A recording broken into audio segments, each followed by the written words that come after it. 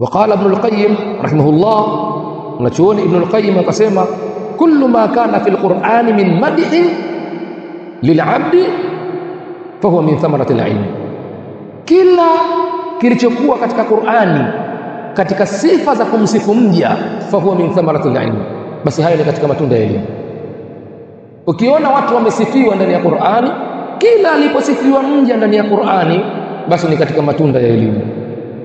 Wa kullu ma kana fihi min dhammin lil'abdi fahuwa min taharatil jahl, na kila ilipokuwa ndani ya Qur'ani kuna kusemwa vibaya, utiwa illa mja, fahuwa min thamaratil jahl, basi hayo ni katika matunda ya ujinga. Wa kullu ma kana fihi, na kila ilivyokuwa ndani ya Qur'ani, min dhammi lil'abdi, katika kusemwa vibaya mja, utiwa illa, fahuwa min thamaratil jahl, basi hayo ni katika matunda ya ujinga. Na Allah subhanahu wa ta'ala dhamma al-jahla wa ahla al-jahli fi mawatin kathira fi al-Qur'an al-Karim.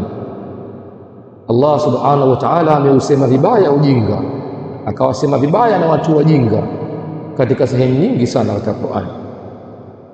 Ujinga haupendezi.